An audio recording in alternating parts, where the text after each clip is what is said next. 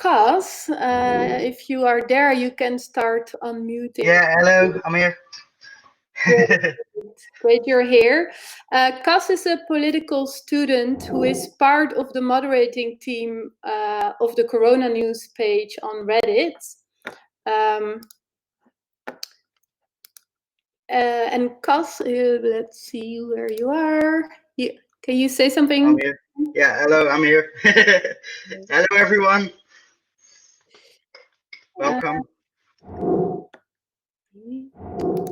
Hey, Cas. All right. Hey. Hey, good you're here. If you're ready, you can just start with your presentation. Okay, sure. I hope everyone can see me well right now. I hope, hold on, let me turn on my video again. So you can all still see me. I hope everyone can see me right now. I hope this is working. Yeah, so let me get into this. So thank you for announcing me, Lilian. Thank you for having me. I'm really excited to do this. So as Lilian said, yeah, my name is Cas van der Ven, and I'm going to be talking about the coronavirus today. And not just the coronavirus, especially misinformation regarding this coronavirus. So I'm a moderator in a big subreddit called r/coronavirus. I'll expand on this a bit later, but yeah, that's where I got my experience from, I guess. So as you might have seen on the news, cell towers are being burned in several countries out of fear for 5G. This can be really dangerous as emergency services rely on these cell towers to operate and to work to their full extent. As UNICEF puts it, fake news is putting lives at risk during this coronavirus pandemic. This is not just due to the 5G conspiracies, but to many. Because of this, me and a few other people wanted to do something. So we got involved with a subreddit called r/coronavirus. This is a subreddit where you can discuss the latest up-to-date news regarding this coronavirus. First, let me quickly explain what is Reddit. Reddit is a social media platform. It's kind of a collection of forums. You can kind of compare it to Facebook, where instead of getting your social activity via friends, you get your social activity via your interest. So about our subreddit, since January, it has grown exponentially. We're at over 2 million members right now. We're one of the biggest subreddits on the website right now for the traffic we generate. So how do we keep this all trustworthy? Two aspects to this. One, we have an amazing moderator team who is volunteering their free time to go for the subreddit. Most of them are medical professionals. And secondly, we have quite a strict rule set. An example of this would be our no politics rule. It might seem a bit extreme that we ban out political debate completely, but we found that this would not increase the trustworthiness of our subreddit, rather it would lower it. So that's why we ban it. This is a quick overview of our rules. So what we as moderators do, we go through all the posts, mostly the ones that have been reported by users, and look if they adhere to our rules. If they don't, we have to remove them because we want to stay trustworthy. I'll now show you a few of the posts that we had to remove, which regarding the rule of misinformation, which are all conspiracy theories, and these are the most common conspiracies we come across. So going back to the beginning, 5G. A popular conspiracy theory right now is that coronavirus does not exist. Rather, all the symptoms you see are the negative health effects of 5G. This is not true. I'm not going to go in depth into the medical side of this now, but it has been disproven many times, and it's even been proven that Russian bots are spreading this misinformation. It can be really dangerous as well. This is one of the comments of one of our users, which basically says what I just said. Coronavirus does not exist, according to them. Everything you see right now, all the negative symptoms, are the effect of 5G on your body. Most of these sources are not backed up by any trustworthy sources, but sometimes they are. But then they completely don't back up their point. So they refer to a medical article, and that completely doesn't reinforce that point.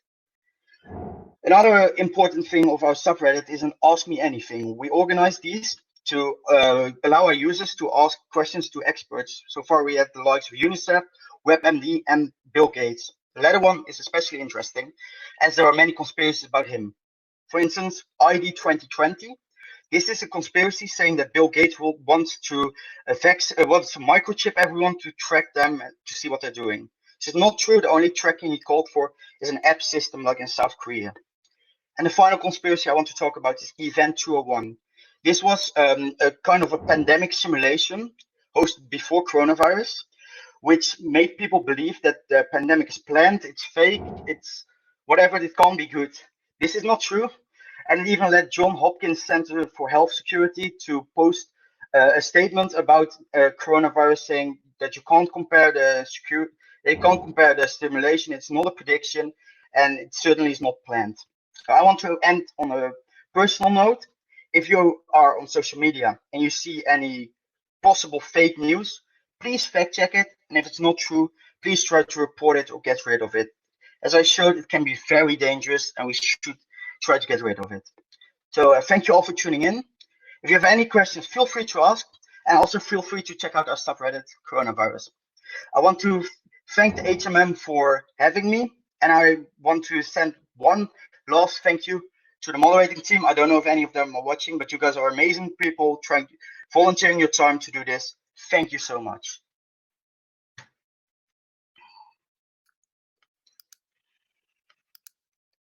Thank you, Cas. Thank you for your presentation. Thank you for having me. A question from Pepijn. Who decides what's true, and what if a moderator doesn't agree with that? Okay, so we have, as I said before, we have a team. Many of them are medical experts. So I myself, I'm not a medical expert. I'm not going to verify any medical things because that's not my specialty, and I don't want to do that. And we in the team actually. What? Just to have an idea, how many people are in the team? I would say 60 right now. Okay. 60, 70, it's an estimation. But like as we have been growing so rapidly, we've also tried to onboard lots of new mods, but we're still searching for more. So yeah. So and this medical team is deciding what things are true and not. Well, most of the time, if we see something that has been reported by users, it's quite easy to verify because you can just look it up, or you can ask somebody in the Discord, "Hey, guys, do you think this is trustworthy or not?" And then, like, we have a lot of medical experts which you can ask those questions to. Mm-hmm. And but sometimes it's more tricky, and yeah, then we have a few virologists, a few microbiologists, a few epidemiologists. So they are always there to help. And I can also imagine that even for them it might be difficult since so many things are still unknown about. Yeah. It's a tricky job, I can tell you that, and it's also like it can be really tricky, and it can be kind of frustrating because it doesn't always happen that people are nice to you on the internet. But yeah, I think everyone in our moderator team is really motivated. They devote lots of time to this, and again, it's all voluntary. So great. I really want to thank them for doing such an amazing job. Yeah. Question from Carolina. What can the mainstream media channels learn from platforms like Reddit?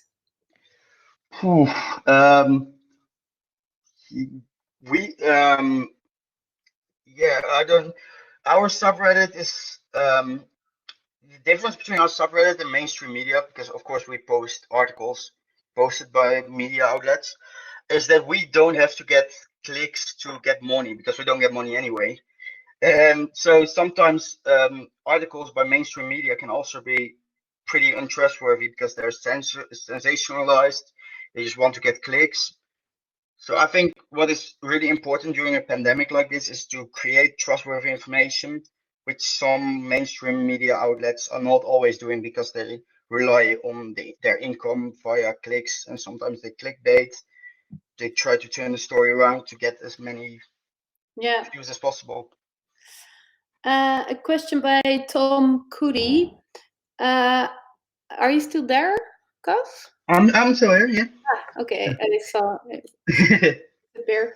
Are the people who believe in conspiracy theories just immune to rational arguments? Ooh, Difficult. that's a difficult one. I don't really know how to answer that, because like sometimes it's difficult to debate with people who believe that, for instance, 5G is causing this damage.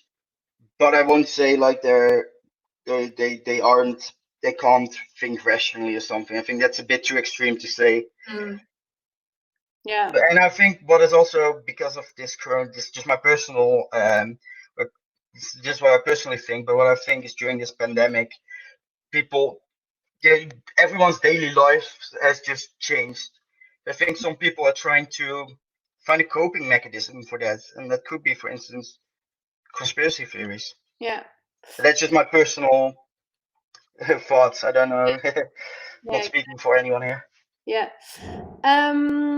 I will have two more questions. Evelyn asks, do you think this phenomenon of misinformation is driven by a business model of the main social media platforms that make their money out of engagement with this sensationalist nonsense?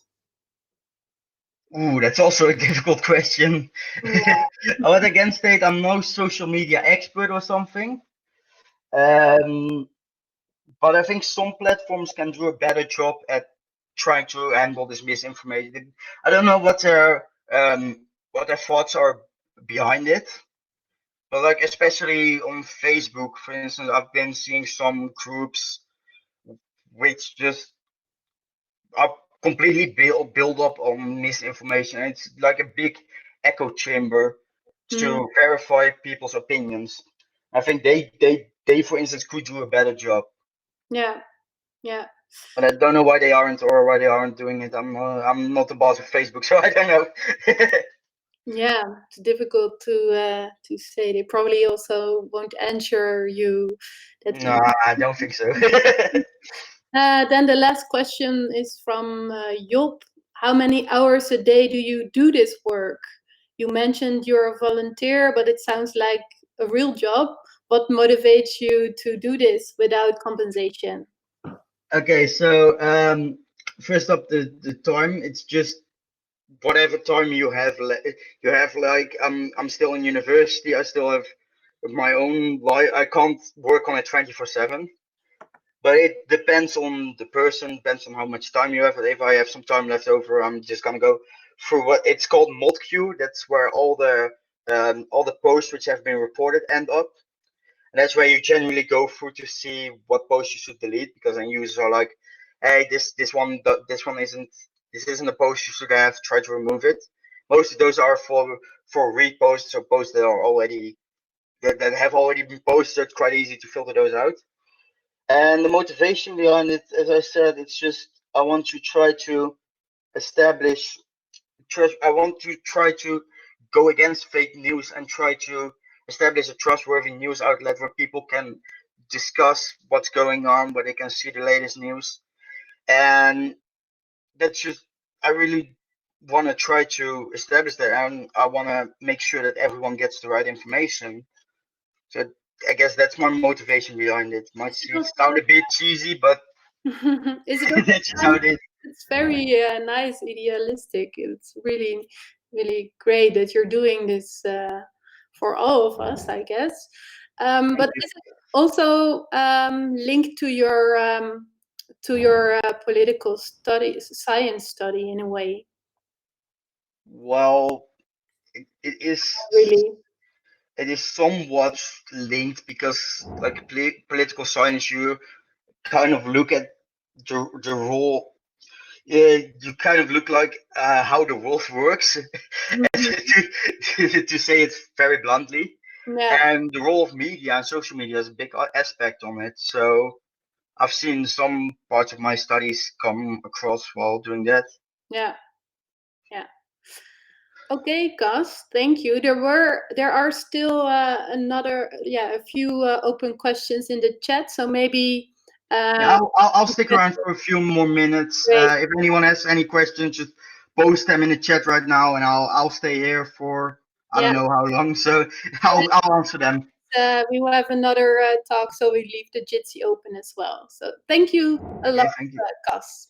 Thank you for having me. Yes. It's been an amazing experience, and Thank you. good luck on your next talk. Yes. Bye.